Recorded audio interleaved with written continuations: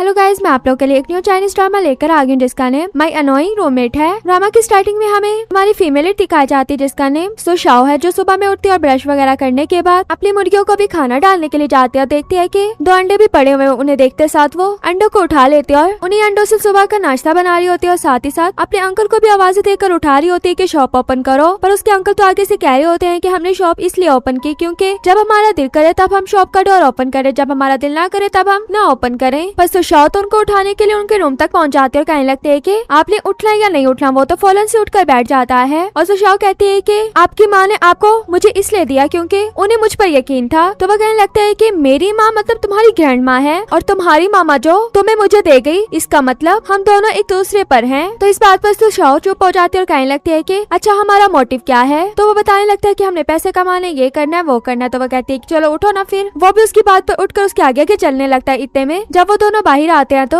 सुशाओ के मोबाइल पर ऑर्डर की कॉल आती है, जिस कॉल को सुनते ही अब दोनों रॉक पेपर सीजर करने लगते हैं कि कौन ऑर्डर देने के लिए जाएगा। इस गेम में सुशाओ हार जाती है और अपनी हार को एक्सेप्ट नहीं कर रही होती बल्कि कहने लगती है कि तुमने चीटिंग की। तो वो कहने लगता है कि मैंने कब चीटिंग की। सुशाओ चुप हो जाती है, ऑर्डर देने के लिए जाने लगती है। तो वो कहने लगता है कि जो शॉप में पिग पड़ा है ना उसे भी ले जाना, जो फैंग फैमिली को देना। तो वो कहने लगती है कि उसका नेम पिग नहीं बल्कि चार्सियो है। अंकल तो अजीब सा मुंह बना लेता है। फिर सुशाओ चार्सियो को लेने के लिए पहुंच जाती है। उससे जाकर कहने लगती है कि मैं तुम्हें लेने के लिए आई हूँ ताकि मैं तुम्हें तुम्हारी फैमिली तक छोड़ पाऊँ। और फिर घर से ऑर्डर लेकर जाने लगती है और अपने बारे में भी बता रही होती है कि मैं स्कूल में पढ़ती हूँ और इस छोटे से विलेज में रहती हूँ जहाँ पर मैं बचपन से लेकर बड़ी हुई हूँ और ये विलेज मुझे बहुत ही ज्यादा प्यारा है। और फिर हमें हमारा मेल लीड कैरेक्टर दिखाया जाता है जो एक रिच फैमिली से होता है जिसका नेम लिंजी था। वो कार से विलेज की तरफ ही आ रहा होता है उसके डैड की। उसे कॉल आती है पर वो तो अपने डैड की कॉल एक्सेप्ट नहीं करता। फिर जब अपने डैड की कॉल उठाता है तो उसके डैड कहने लगते हैं कि जब मैं तुम्हें एक्टर बनने से मना करता था तब तो तुम्हें होता था कि मैंने एक्टर ही बनना है। अब जब मैं तुम्हें कह रहा हूँ कि एक प्ले में जाकर एक्टिंग करो तो तुम मान ही नहीं रहे हो। तो वह कहने लगता है कि मैंने नहीं करना ना वो प्ले। तो उसके डैड कहते हैं कि ठीक है जहाँ मर्जी रहो, अब वापस कभी मत आना और मैं तुम्हारा कॉन्ट्रैक्ट भी टर्मिनेट करवा दूंगा। लिंजी कहने लगता है कि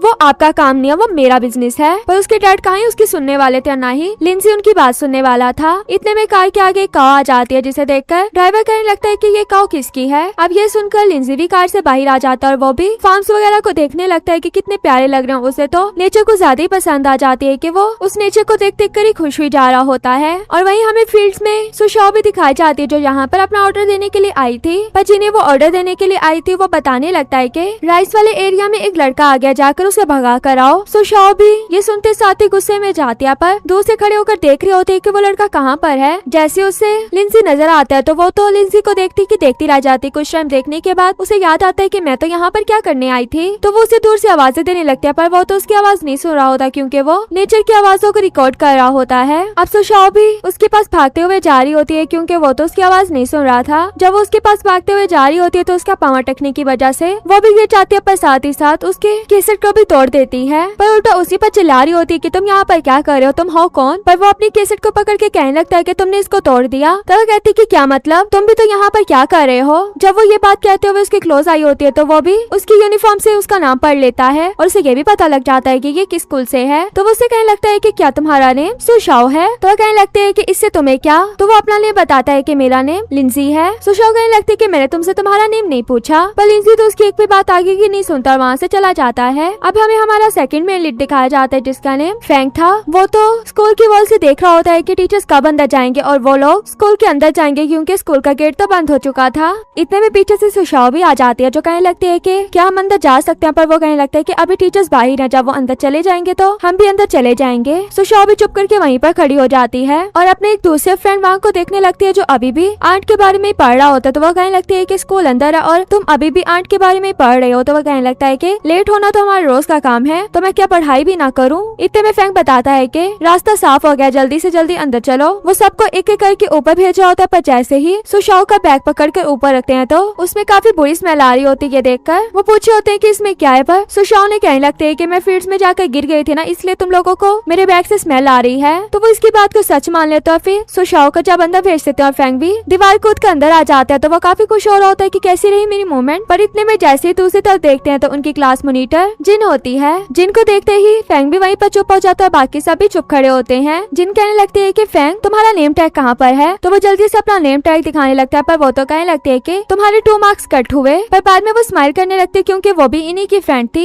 इन्हीं के लिए उसने रास्ता साफ करवाया था, टीचर्स को अंदर ले गई थी ताकि उसके फ्रेंड स्कूल में आ पाए। और फिर चारों मजाक करते हुए क्लास में चले जाते हैं। अब क्लास में जाने के बाद सुशाओ उन्हें वही वाला अपना चार्सियो दिखाने लगती है जो उसके बैग में सोया हुआ था। वो तो ये देखने के बाद शौक हो जाते हैं कि वो इसको क्लास में कैसे रखेंगे। अब सुशाओ जिसकी तरफ भी देखते थे वही उसका वो चार्सियो रखने से मना कर देता था कि हम इसकी रिस्पॉन्सिबिलिटी नहीं ले सकते, हम तुम्हारी इस काम में नहीं शामिल हो सकते। अब सुशाओ को एक खाली जगह नजर आती है जो उसके साथ वाला टेबल खाली था, वो उसी में अपना बैग रख देती है ताकि वो उसमें सोया रहे। अब जब क्लास स्टार्ट होती है तो सुशाओ भी क्लास को बॉटल्स वगैरह सेल करती होती है। ये सब उसकी टीचर आके पकड़ लेते और कहने लगते हैं कि फिर कितने की सेल हुई तुम्हारी बोतल और कितने की है। ये बात सुनकर सुशाओ अपनी मैम से कहने लगती है कि मैम अगर आप लेना चाहती हो तो मैं आपको दे सकती हूँ, क्योंकि मैम से भला कौन पैसे लेता है, आप इतनी मेहनत करती हो। तो उसकी मैम उसको डांट कर वहाँ से चली जाती है। और जब क्लास स्टार्ट होने लगते हैं तो उनकी मैम उन्हें बताती है कि आपकी क्लास में एक न्यू बच्चा भी आया जो दूसरे स्कूल से ट्रांसफर हुआ है। वो जैसे ही ये बात कहकर न्यू स्टूडेंट को अंदर बुलाती है तो वो कोई और नहीं बल्कि लिंजी था। लिंजी को देखकर सुशाओ बिल्कुल शॉक हो जाती है, जबकि लिंजी तो उसे देखकर स्माइल कर रहा होता है। अब मैम उसे कहती है कि अपना इंट्रोडक्शन करवाओ, वो भी अपना नेम बताता है, पर सुशाओ बहुत ही ज्यादा उसे चिढ़ रही होती है। मैम भी उसे सुशाओ की साथ वाली जगह बताती है क्योंकि वही जगह क्लास में खाली थी। ये सुनते ही सुशाओ खड़ी हो जाती है और कहने लगती है कि मैंने इसको अपने साथ नहीं बैठाना। टीचर कहने लगती है कि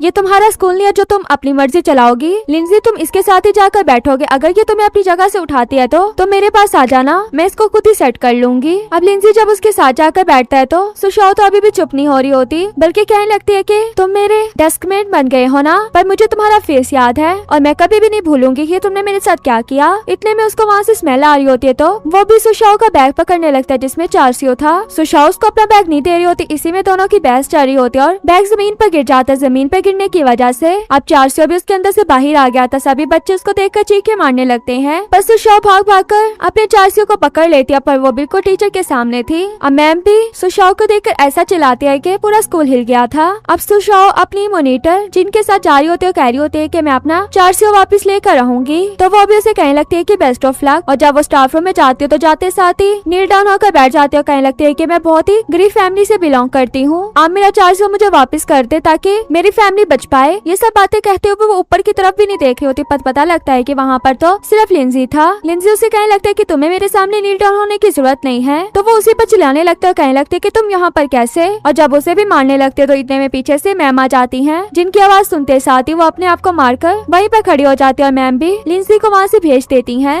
अब मैम के बैठते ही सुशाओ मैम के सामने नील डाउन हो जाती है और वही सेम बातें दोबारा से कहने लगती है, पर उसकी मैम उसकी एक भी बात नहीं सुनती और उसकी पहले की सभी चीजें दिखाने लगती है कि तुमने यहाँ पर आकर क्या क्या चीजें सेल की हैं, पर तुम्हें कभी भी अपनी गलतियों से गलती का एहसास नहीं हुआ कि तुम क्या क्या करती आई हो। मैं तुम्हें कितनी बार माफ करती आई हूँ, पर आपकी बार मैं तुम्हारा चार्सियो तुम्हें वापस नहीं दूंगी। अब जब वो क्लासरूम में वापस आती है तो लिंजी से कहने लगती है कि तुम मेरे साथ नहीं बैठोगे, मैं तुम्हारे साथ नहीं बैठ सकती। पापा कहने लगता है कि तुम जो ऑफिस में मेरे सामने नील डाउन हुई वो मैंने नहीं बोला था, जो तुम फील्ड्स में मेरे सामने गिरी वो मैंने नहीं कहा था, बल्कि तुम तो मिस बैलेंस होकर खुद ही गिर गई और साथ ही साथ तुमने मेरा केसेट भी तोड़ दिया। तो अब बताओ गलती मेरी है या तुम्हारी। इतना ही कहता है तो उसको यूही नेम की लड़की की कॉल आ रही होती है। वो कॉल को देखकर वहाँ से बाहर चला जाता है, पर उसके फ्रेंड्स कह रहे होते हैं कि तुम ही अनलकी थी जो तुम्हारे साथ ऐसा हुआ। वो तो इस बात को नहीं एक्सेप्ट कर रही होती, बल्कि कहने लगती है कि मैं उससे बदला लेकर छोड़ूंगी। पर उसकी मॉनिटर फ्रेंड कहने लगती है कि वो तो चला गया तो तुम किससे बदला लोगे और किससे दिखाओगे कि तुम कौन हो। तो वो ये बात सुनकर उसका पीछा करने लगता है बाइक पर। अब जब लिंजी नोट करता है कि कोई ना कोई तो उसके पीछे आ रहा है तो वो वहीं पर रुककर उनकी तरफ देखने लगता है, तो वो भी अपनी बाइक को खड़ी करके लिंजी की तरफ आने लगती है और लिंजी से कहने लगती है कि अब मैं तुम्हें नहीं छोड़ूंगी, और अपने फ्रेंड से कहती है कि इसकी पिक्स बनाओ, जब मैं इसकी मार मार कर हालत खराब कर दूंगी। अब ये बात कहकर वो उसे मारने के लिए आगे बढ़ती है, पर उसके हाथ पर खुद ही उसके नेम टैग की पिन लग जाती है, जिसकी वजह से उसके हाथ से थोड़ा खून आ रहा होता है, पर फिर भी वो नहीं सुधरती बल्कि दोबारा से लिंजी पर हमला करती है। जैसे ही वो लिंजी को जाकर पकड़ती है तो इतने पीछे से मैम आ जाती है। अब मैम को देखकर सुशाओ तो शौक थी, पर लिंजी मैम को देखकर जरूर खुश हो रहा होता है और बाकी सब ऐसे फील करवा रहे होते हैं कि वो तो यहाँ पर एग्जिस्ट नहीं करते।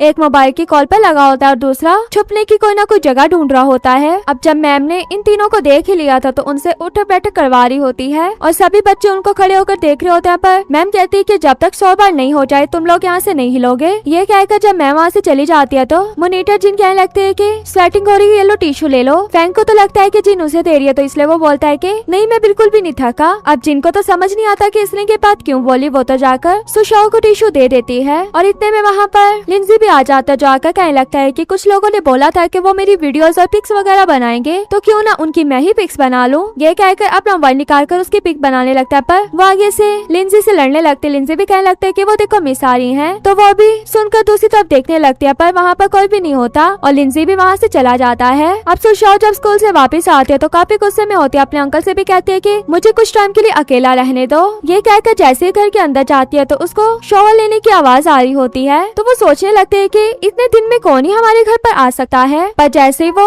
वॉशरूम की तरफ जाती है तो एक लड़के को नहाते हुए देखती है, जिसको देखकर सुशाओ देखती रह जाती है। पर जैसे उसका फेस देखती है तो वो तो लिंजी होता है। ये देखकर वो चीख मार देती है और वहीं पर वही ईंट उसके पाँव पर लग जाती है, जिसकी वजह से वो अपना पाँव पकड़कर बैठ जाती है। अब लिंजी तो शॉवर लेने के बाद जा रहा होता है, पर वो उसे कहने लगते है कि तुम मेरे घर पर क्या कर रहे हो। और यहीं पर हमारा ये पार्ट भी एंड हो जाता है। अगर आप लोग इसका पार्ट 2 देखना चाहते हो तो इस पार्ट को ज्यादा से ज्यादा लाइक करना, ताकि मैं आप लोगों के लिए इसका पार्ट 2 लेकर आऊँ। Okay, bye bye.